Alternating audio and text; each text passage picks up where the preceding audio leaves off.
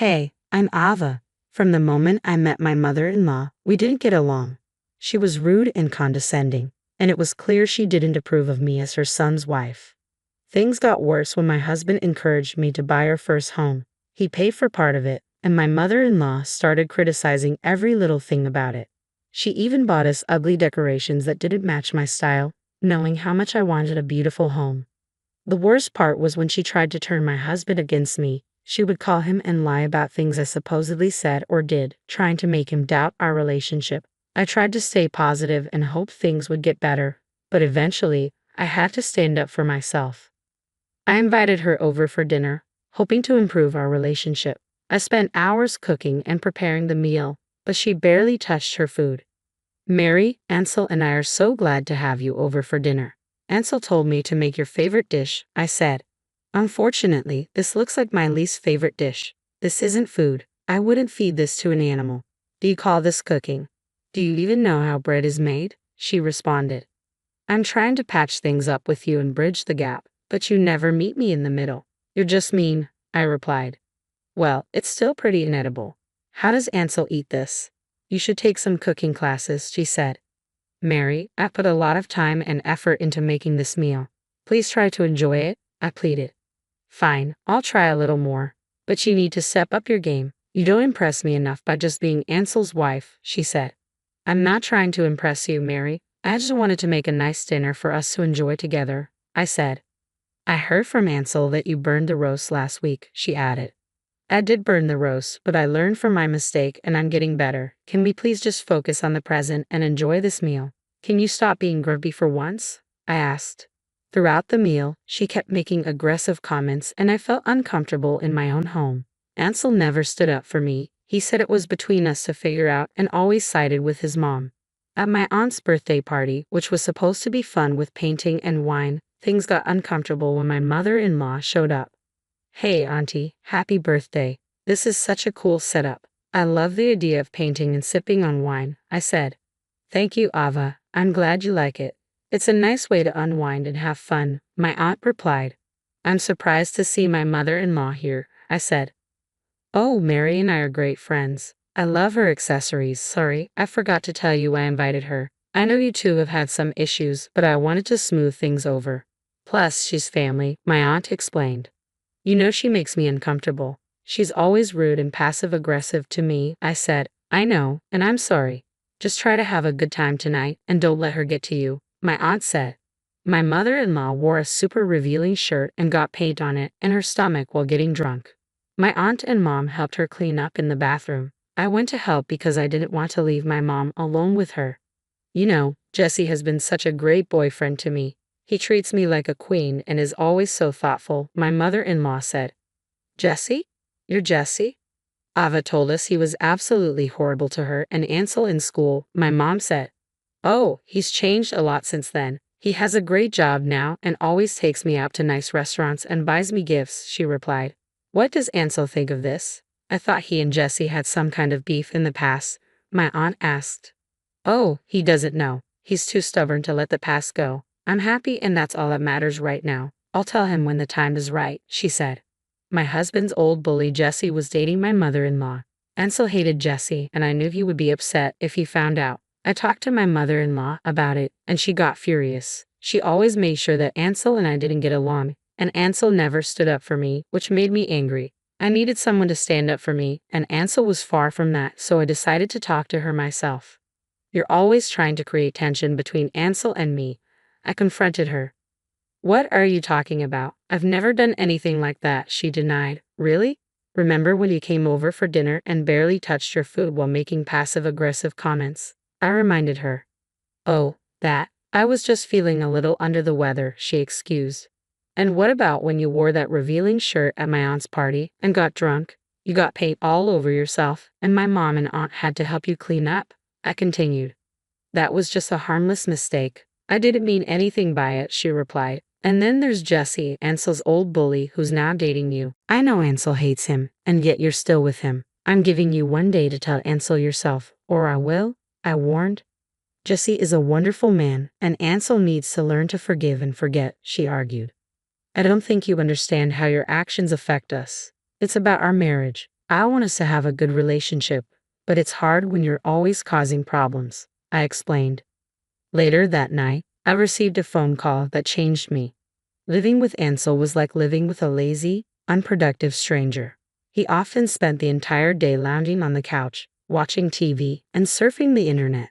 Even when I asked him to help with household chores or errands, he would always come up with an excuse or simply ignore me. He was never emotionally present or supportive. He would dismiss my feelings and concerns without really listening. It felt like I was living with a stranger who had no interest in building a life together. Ansel, can you please help me with the dishes? They're piling up in the sink, I asked. I'm kind of in the middle of something right now. Can't you do them later? He replied. I have a deadline for work and I won't be able to get to them until late tonight. Can you just take a few minutes to help me out? I pleaded. I just don't see why I have to do everything you ask. I have things to do too, he said. Like what exactly? You've been sitting on the couch all day, I pointed out. I've been job hunting, okay. It's not easy finding something that fits my qualifications, he defended. I understand, but I need you to help around the house too. And speaking of which, why are you still taking rent from me for using the basement as my office? I paid for this entire house, I reminded him. Well, I need to contribute to the household expenses somehow, and the basement is technically mine since I paid for it, he argued. Are you kidding me? I own this entire house. I'm already contributing by paying for all the groceries and bills. You do nothing but ignore me and let your mother run her mouth all over the place. You are lazy, a snob, and I can't deal with you anymore, I snapped.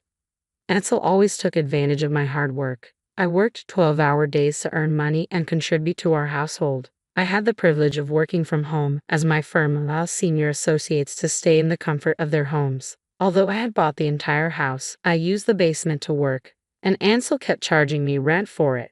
I was fed up with it all.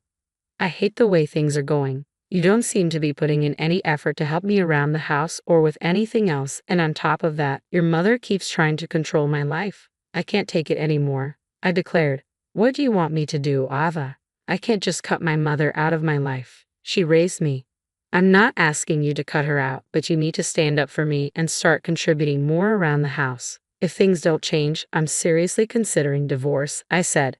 Ansel stayed quiet during the argument and later complained to his mother. Each time he did, Mary would come back with something rude to say to me, just to get at me.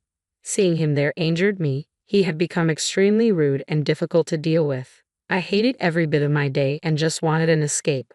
To my surprise, my mother-in-law walked into my house that night and threw divorce papers at my face, flinging them across the room. Look, I know you're not happy with me right now, but you need to understand that I can't let you continue to hurt my husband in our relationship. It's not fair to him or me, I said. Oh, spare me the lecture. You think you're so perfect, but you have no idea what it takes to make a marriage work. You better keep these papers ready with your signature tomorrow.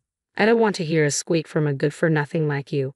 You were never going to be good enough for my Ansel. I knew my baby was marrying a witch. Get out of our lives by tomorrow morning. I can't bear the sight of you. Take these papers and be out of his life. You were good for nothing, Mary retorted. That reminds me, you're about to rent out your house and move in with us for the summer. Well, let's see how that goes, she added. Oh, maybe poor Mary doesn't know there are consequences to her actions. Ansel has no money. Everything you have, the gifts, the trips, it's all because of my hard work and money. So don't act like you're some kind of queen who can do whatever she wants. Who do you think paid for that stupid diamond ring? Who do you think pays for your car? I challenged. No, it can't be. You're just spouting lies. What do you mean Ansel has no money? She asked, shocked. I mean exactly what I said. He's been living off my income and the rent he gets from me for far too long, and it's not fair to me either. He's a lazy prick who does nothing but just stakes up the room all day, I replied. Well, that's just ridiculous. Ansel is a man. He's my boy. He would never let you support him like that, she defended. I have been kind enough for a long time, and you've taken advantage of that. Ansel takes advantage of my money, and so do you. You both are just leeches who suck the life out of someone. Someday, when you aren't all old and wrinkly, maybe never. I urge you to see things from my perspective, I asserted. I looked through the divorce papers and knew this was my key to freedom. Then I heard something I never thought I would hear in a million years. Ava, I'm so sorry. Please don't look through the papers. I didn't know this. Please hear me out. I know I've been difficult to deal with, and I'm sorry for how I've treated you, Mary pleaded. Sorry? Ha, that's rich coming from you, I replied. I know, please put it down. I haven't been the best, but I'm willing to change. You never told me about the funds, she continued. You're just a bully. No wonder you and Jesse get along so well. Ansel is just as much at fault here. He's a lazy couch potato, and he takes advantage of me, and you enable his behavior, I said. Please don't sign those papers. I was the one who encouraged him to do all this. Please, I'm begging you, don't leave him. He's my son, and I love him. We can work things out, and the money? We can definitely look into that too. I can live with you, and you can continue paying us rent, she suggested. Pay you rent? In my house? I exclaimed. I can't stay in this toxic environment anymore. You guys are terrible, and I can't even look at your nasty face right now, I declared. It was hard to say, but I knew it was the truth. Ansel emerged from the couch and begged me to stay, but I knew I couldn't continue living like this. I also knew that my mother-in-law would try to talk me out of it, but I wasn't going to back down. As I picked up the papers and walked away from my mother-in-law, my heart was heavy with the weight of my decision. I knew that what I was about to do would change my life forever. I needed so much from Ansel that he could never give me. I wanted to raise a family and be a closely knit unit, but his mother was a nasty old lady, and I couldn't stand her. I called my mom and my aunt because they were the closest to me. I needed to get it off my chest. Who else would understand me better? I don't know what to do anymore. Ansel just sits around all day doing nothing. He doesn't help with the chores or contribute to the household in any way. I pay rent in my own house so that he can have an allowance, and Mary is a nightmare, I vented. Have you talked to him about it? My mom asked. Yes, but he gets defensive and says he's trying his best, but can see he's not putting in any effort, I replied. That's not fair to you, Ava. You work hard to earn your own money, and he should be contributing too, my aunt added. Exactly. It's frustrating to see him act this way, especially since his mother so easily manipulates him. I want to talk to him and see how it goes, I said. I reached home and received several voicemails from Mary begging me to stay. Do you even know about this? Is it something you want to fight about again? God, you're annoying. Tell me, Ansel said. Wow, the whole family is crazy, huh? Anyway, your mother is dating Jesse. Plus, thanks for never telling me that you've wanted a divorce for the longest time, I retorted. She's dating Jesse. She knows how horrible he was to me. How can she do this to me and Ava? With your nagging, I don't want to be with somebody like you. My mother was right. You are not good enough for me. I don't want to sign the papers, but you are unbearable. I don't know why I even bothered to beg you to stay. I can do just fine without you. I'm a man. I can support myself, Ansel declared. I am not good enough for you. Have you taken a look at yourself? You haven't showered in 5 days because not a single job notification has come in. You've been on unemployment forever. It's pathetic to see you like this, I said. Ansel finally looked at me. What do you think about me, Ava? Are you leaving me? We just wanted to frighten you. If I told you how you made me feel, you would reconsider. The papers were a way to show you that you were being difficult and terrible to me. We were trying to teach you a lesson, Ansel said, his voice tinged with desperation.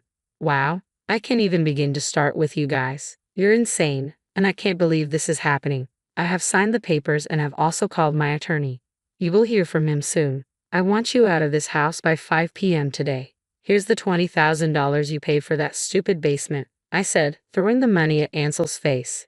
Mary stood at the door, staring at me in shock. I won't sign the papers, Ansel declared defiantly. Okay then, you leave me with no choice but to report your mother for abuse and theft to the authorities. You both have been stealing from me and asking me to pay rent in my own house, I threatened. What about us? What about our life? Ansel asked, his voice breaking. Good luck with it. I hope you don't end up starving under a bridge. Do not ever contact me again. I want you out by tonight, I said firmly. As I walked away, I heard Ansel muttering that none of this was fair to him and that I was just being mean. Mary kept begging me to stay, falling at my feet, but I knew leaving them behind was the most important thing I could do for myself. Ansel was a person I had put on a pedestal. I needed to realize that he was human, and a terrible one at that. Leaving him and kicking them out of my house would be the most peaceful decision I had ever made for myself. This was not an easy decision. I still ponder over it and feel terrible for the same. I had spent far too long being taken advantage of and manipulated, and I was ready to move on and start a new chapter. After they left, I began to focus on myself and my happiness. I bought a new home in a different city and started to build a life that was entirely my own. I began to work on my firm with a few colleagues from my workplace, and the process of building a business from scratch was challenging but exciting. Everything was growing for me, and I wanted to expand further. Yay! I'm impressed by what you've accomplished so far with the firm. You've been working tirelessly, and it's really paying off, Ethan, one of my colleagues said. Thank you so much, Ethan. It's been a lot of hard work, but it's all worth it. I'm so excited about what the future holds for us, I replied. Speaking of the future, have you thought about expanding the firm? Maybe bringing on more employees or opening up another location, he asked. Actually, I have. I've been doing some research, and it's a possibility. I'm still in the planning stages, but I'm considering it, I said. I also adopted a son who brings joy and light to my life every day. He's my bottle of sunshine, and I love him so much. He and I love spending time basking in the sun at the park. As for Ansel and Mary, I had completely cut them out of my life. Mary would occasionally call and ask for money. You took everything from us. We've been reduced to nothing. Ansel and I are struggling to make ends meet. We're living in a motel and running out of money. Send us money. You owe us enough to help us out, Mary pleaded. I owe you nothing, and I'm sorry to hear that. I will not be able to help you financially. You and Ansel need to take responsibility for your own lives, I replied firmly. This lazy man has been sitting around doing nothing. I have been working tirelessly to do odd jobs here and there. No one's hiring him, she said, exasperated. Don't rely on me to support you. I told you who your son was, and you said that he was too good for me. You and Ansel need to work together to find a solution, I retorted. I understand and appreciate your apologies, but I can't ever forget the way you treated me. You guys are horrible. You don't know how I'm doing. I have hit rock bottom. Jesse refuses to talk to me. I have nothing in my life. Let me tell you what happened. Please just listen to me, she begged. I didn't want to listen to her talk about Jesse, but I didn't want my son to see me angry and swearing at my mother-in-law. I let her speak, and she told me about a conversation she had with her boyfriend. Jesse, what's going on? You've been acting distant lately, Mary had asked Jesse. I can't be your bank. I thought you were mine. I can't keep pretending that everything is okay between us and keep giving you all the money, Jesse replied. What are you talking about? I thought we were happy together, Mary said, shocked. You're old, and I was with you for your money. I can't do this anymore. I found out that marrying you would never get me the fortune Ava's father left her because you and the pig Ansel are so pathetic, Jesse explained coldly. What? How could you say that? I thought you loved me, Mary cried. I just needed money until I could score a hot chick who's as old as me. Your health keeps declining, and I can't keep up with the medical bills. You were old and expensive to handle, Jesse said harshly. Well, Mary, that's tough, but we are not your enablers. Get a life and do not ever contact me again. It sucks to know you guys are in the worst era of your life and nobody is ready to help you. I hope Ansel gets that job as a janitor, I said, ending the conversation. I blocked her after this and never spoke to her again. I recently found out that my ex-husband finally got a job as a janitor at a school and has been in the worst financial crunch ever. Living paycheck to paycheck is something I can understand, but I have no sympathy. He took advantage of me and my money, and I was so glad this phase was behind me. Mary and Ansel live in a shelter now and will slowly be kicked out onto the streets. Ansel has already lost his place in the shelter and lives under a bridge close to it. Mary has managed to enable her benefits by being an elderly woman to stay in the shelter. As for me, I bought a new home with a different address. I did not want to live in that old house. I have also signed on new clients, and my son and I love swimming, so I bought a home with a pool and a yard to play with my sunshine.